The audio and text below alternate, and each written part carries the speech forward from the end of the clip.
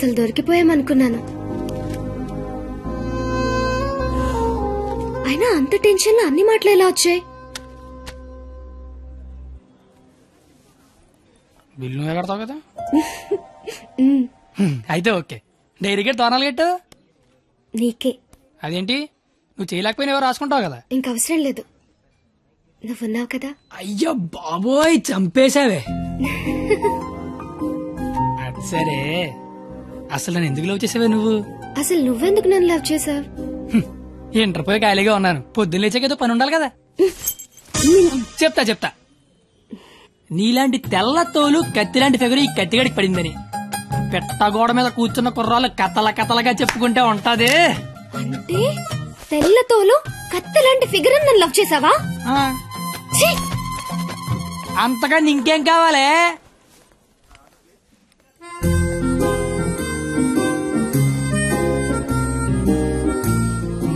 మాటికి అలా తిరిగి చూడకే, లేపుకి వెళ్ళిపోగలం. ఎలా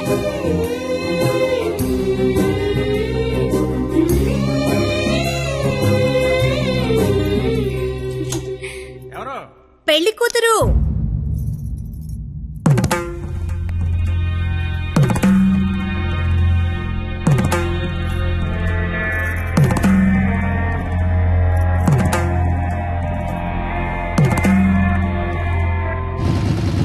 బండి ఆపరా. సరే కత్తి, ఏమైంది? నాకు నా డైరీ కావాలి. డైరీయా? నువ్వు ఉండగా డైరీ అవసరం లేదన్నావుగా. నువ్వు ఇంకా నాకు ఉండవనిపిస్తోంది.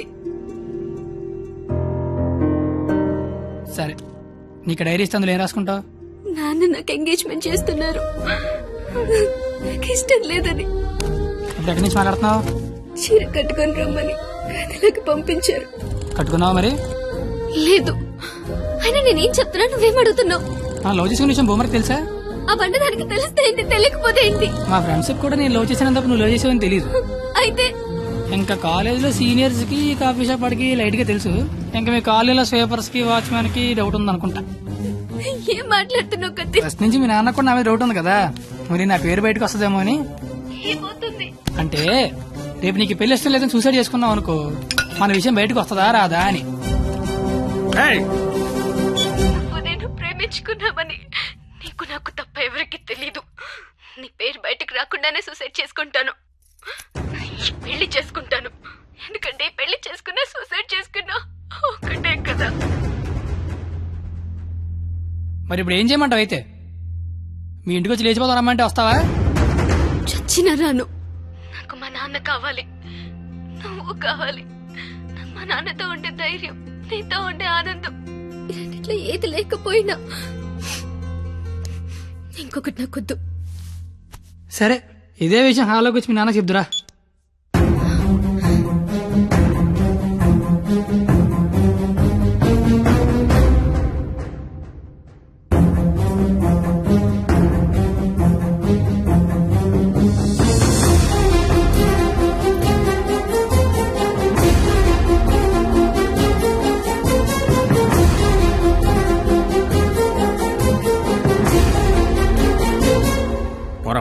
నేను ఇంకా మ్యాటర్లోకి రాలా. నేను మీ అమ్మాయి ప్రేమించుకున్నాం, ఆ విషయం చెప్పడానికి వచ్చా. బయటికి పో. నీకు మ్యాటర్ సరి కన్వే కాలేదనుకుంటా. నేను మళ్ళీ చెప్తా, నేను మీ అమ్మాయి ప్రేమించుకున్నాం, ఆ విషయం మాట్లాడడానికి వచ్చా. నేను నా కూతురుతో మాట్లాడాల్సి ఉంది. నువ్వు 20 ఏళ్ళ నుంచి నీ కూతురుతో మాట్లాడుంటే ఇప్పుడు నాలంటే నీ ఇంటికి వచ్చి మాట్లాడాల్సిన అవసరం ఉండేది కాదు. కానీ ముందు మ్యాటర్లోకి రా. ఎలా నచ్చాడు వీడు నీకు? అది మేమే మాట్లాడుకున్నాం, కానీ ముందు మన మ్యాటర్లోకి రా. మ్యాటర్ తేలేదాకా నేను ఎక్కడి నుంచి వెళ్ళను. ఏ మ్యాటర్ తేలాలి? ఎన్నిసార్లు చెప్పాలి సామి? నేను నీ కూతురు అది మాట్లాడడానికి. మేము వస్తాం బాబు గారు. అమ్మమ్మ మీరు కూర్చోండి, మీరు లేకపోతే మామగారు మాటనరు. ఏరా క్వాలిటీ, దాన్ని పెళ్లి చేసుకోవడానికి వచ్చావా? ఏ అతనికే ఇంజనీరింగ్ చదువుకున్నాడు, అమెరికాలో జాబు, ₹1,00,000 జీతం, క్వాలిటీ జీవితం. ఇది ఆడపిల్ల తండ్రి కోరుకునేది. నువ్వు ఉన్నావు. నాకు 20 ఏళ్ళు వచ్చాకో అమ్మాయి నచ్చుద్దని, దానికో బాబు ఉంటాడని, ఆడికి లోక జ్ఞానం లేకపోయినా పర్లేదు ₹1,00,000 తెచ్చి అల్లుడు వస్తే చాలని నాకు చిన్నప్పుడు తెలియదు కదా మావా. తెలుసుంటే చిన్నప్పుడు చదువుకునేవాడినేమో, మంచి ఉద్యోగం తెచ్చుకునేవాడినేమో. నాకు అప్పుడు తెలియదు కదా. ఇప్పుడేంటి అది మాట్లాడుకుందాం. అదిగో మాట్లాడలేదు మీరు. ఇంట్లో శుభకార్యం జరుగుతుంది, నిండా బంధువులు ఉన్నారు, ఆ ఇంటి యజమానికి ఒక గౌరవం ఉంటుంది. వాళ్ళ ముందు ఏం మాట్లాడాలి ఏం మాట్లాడకూడదో తెలియనోడితో మాట్లాడాల్సి వస్తుంది చూడు, అందుకే మాట్లాడలేకపోతున్నా. పాయింట్ నెంబర్ 1, ఇంట్లో జరిగే శుభకార్యం కాదు. పాయింట్ నెంబర్ 2, ఇంట్లో ఎవడుండే నాకేంటి. పాయింట్ నెంబర్ 3, ఇప్పుడు నీకు నీ గౌరవం ఉంది, కానీ తెల్లారితే నీకు నీ కూతురు ఉండదు. ఇష్టం లేని పెళ్లి చేస్తున్నావు చచ్చిపోద్ది. నీకు నీ గౌరవం ఇంపార్టెంటా కూతురు ఇంపార్టెంటా? 6 నెలల క్రితం పరిచయం నేనే నీ కూతురు గురించి ఆలోచిస్తున్నాను, నువ్వు గౌరవం గురించి ఆలోచిస్తాను సంబంధం ఏంట్రా ఏంటి నీ ప్రాబ్లం ఏంటి? ఇంట్లో అరకలు కోడి మాంసం వచ్చాను, వెళ్ళేసరికి మా నాన్న ఉంచుతాడే తినేస్తాడని చిన్న టెన్షన్. లేకపోతే వచ్చిన దగ్గర నుంచి నేను నీ కూతురు ప్రేమించుకున్నా మొర్రో అంటే మళ్ళీ నీ ప్రాబ్లం ఏంటి అంటావేంటి? ఇలాంటి అలాగా ఏదో ఇంటికి తీసుకొచ్చిన ఏ మీ ఆవిడ మీద చేత నీ కోపం చూడు, మా ఆవిడ మీద చేత నా కోపం రాదా? అది నా కూతురు, నా ఇష్టం. కూతురు ఇష్టం అంటే నీకు తెలియనప్పుడు కూతురు మీద ఇష్టం ఏంటి? కూతురు మీద లెక్కలేనంత ప్రేమ ఉంటది, కానీ కూతురు ప్రేమ అంటేనే లెక్క ఉండదు. ఇవన్నీ కాదు సార్, నేను మీ అమ్మాయి ప్రేమించుకున్నాం. నాకు తెలిసి నేనంటే మీకు ఇష్టం లేదు, ఏం చేస్తే నచ్చుతాను అది చెప్పండి, ఏం చేయడానికి నేను రెడీ.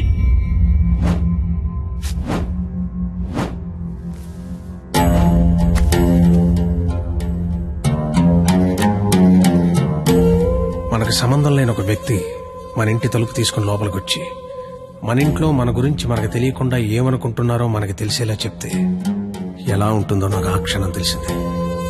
ఆలోచించడానికి కూడా అవకాశం లేకుండా పోయింది. తప్పని పరిస్థితుల్లో నేను ఒక డెసిషన్ తీసుకున్నాను. ఏం చేస్తే నేను నీకు నచ్చుతానని నువ్వు అడిగావు కదా, ఏం చేసినా ఈ జన్మకు నువ్వు నాకు నచ్చవు. కానీ ఇది ప్రేమించింది కదా. మీ పెళ్లికి నేను ఒప్పుకోవాలంటే 1 నెల రోజులు నా ఫ్యామిలీని నువ్వు పోషించాలి. ప్రతి రూపాయి నీ కష్టార్జితం అయి ఉండాలి. దానికి దీనికి సంబంధం ఏంటో నాకు అస్సలు అర్థం కావట్లా. నీకు అర్థం కాదులే, నీకు అర్థం కాదు. ఒక ఆడపిల్ల తండ్రిగా నాకున్న ఒకే ఒక్క బాధ్యత ఏంటో తెలుసా? నా కూతురు నా చేతికొచ్చిన క్షణం నుంచి ఎంత జాగ్రత్తగా చూసుకున్నానో అంతే జాగ్రత్తగా చూసుకుంటాడన్న నమ్మకం ఉన్న ఇంకోటి చేతిలో పెట్టడం. అది తప్పు కాదుగా. అందుకే 1 నెల. ఎందుకంటే 1 నెల పోషించలేని వాడివి జీవితాంతం పోషిస్తావని నేనెలా నమ్మడం. అంతేకాదు, ఈ నెల రోజుల్లో నా కూతురు ఇష్టాలేంటి, దాని అలవాట్లేంటి, వాడే వస్తువులేంటి, వాటికయ్యే ఖర్చులేంటి, నీ స్థాయి ఏంటి అని నీకు తెలుస్తుంది. నీ స్తోమత ఏంటని నాకు తెలుస్తుంది. ఏంటి ఏ మాట్లాడమే ఒబ్బనేసరికి మాట పడిపోయింది చూసారా? బాసు, మనసున్న ప్లేస్కి మనీ ఉన్న ప్లేస్కి దూరం అంగుళం మాత్రమే. పాపం లోపల ఉన్న మనసేమో నేను బయటకు వస్తా అంటది. కానీ బయట ఉన్న మనీ ఏమో నన్ను లోపలే ఉంచు ఎవడేమైపోయినా పర్లేదు నన్ను లోపలే ఉంచు అంటది. నేను 10 రెడీ. గెలిస్తే నీ కూతురు నాకు ఇచ్చి పెళ్లి చేయాలి.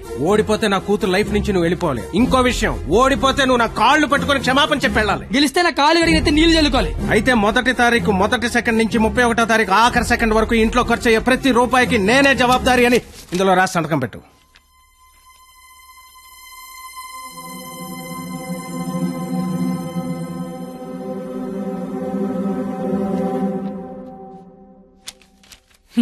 అంత మ్యాటర్ రాసిన చదువుకుంటే అగ్రిమెంట్ రాయాల్సిన అవసరం ఏముంది? నువ్వేరే సంతకం పెడతా.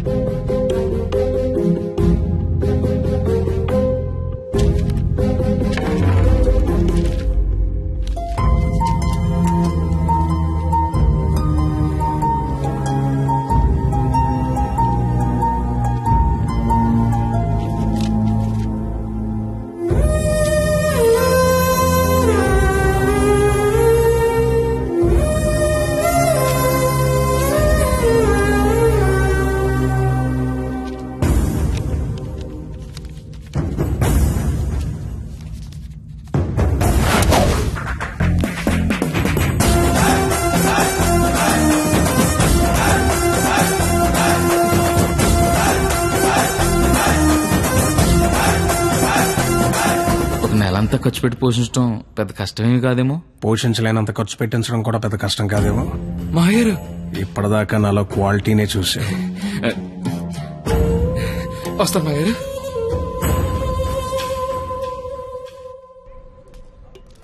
నెల రోజులు వాళ్ళ ఫ్యామిలీని పోషిస్తాను మాటిచ్చొచ్చావా?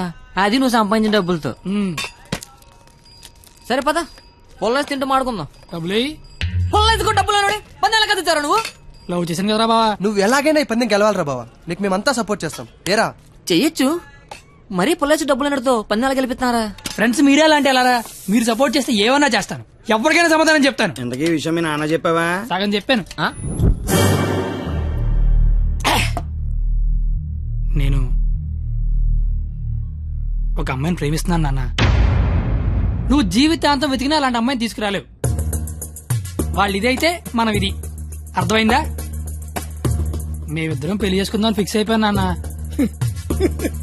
పిచ్చి నాన్న, అంత మంచి విషయం మెల్లిగా చెప్తావేంట్రా?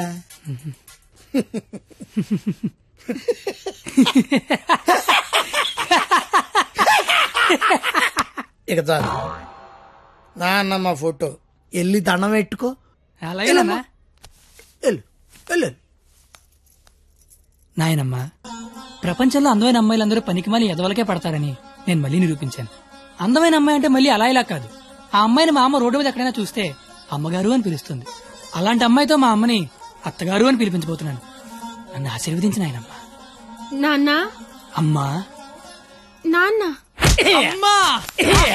ఏరా, నీకు అమ్మాయి కావాల్సి వచ్చిందా? మీ అమ్మ ఆ అమ్మాయిని అమ్మగారే అని అంటుందా? నేను ఆ అమ్మాయి కోసం జీవితం ఎతకాలా? ఇంతకీ ఎవర్రా అమ్మాయి? అదే ఆ రోజున కాలేజ్ తిట్టి బయటికి గంట చెడే ఆడి కూతురు. వాళ్ళమ్మాయా? అంటే నువ్వు కాలేజీకి వెళ్ళేది ఆ అమ్మాయి కోసమా? కనిపెడిసావు, నువ్వు మా నాన్నమే నాన్నయ్య. అగ్రిమెంట్ సంగతి చెప్పలేదేరా? ప్రేమించని చెప్తున్నా బాబు పరిగెట్టించి మరీ కొట్టాడు. అగ్రిమెంట్ విషయం చెప్తే చంపేస్తాడు మా బాబు. అయినా మా బాబు నన్ను పోషించడానికే బ్లాక్ లో పెట్రోల్ అమ్మితే వాళ్ళందరినీ పోషించడానికి నేనేమమ్మాలరా? పొల్లేసి అమ్మితే బెటర్ ఏమో. మీ మామ ఏదో పెద్ద స్కెచ్ చేశాడు రా. ఏడిచాడు ఆడి బొందా. నేను దానికోసం ఏమన్నా చేస్తాను, ఎంతైనా సంపాదిస్తాను, ఏమన్నా కొంటాను. ఏదనుకుంటావు? ఆ. ఏదనుకుంటావు? ఆ. ఏది ఇప్పుడు పొల్లేసుకొని చూద్దాం. ఈ దరిద్రుడా, దరిద్రుడా, ఒక్క.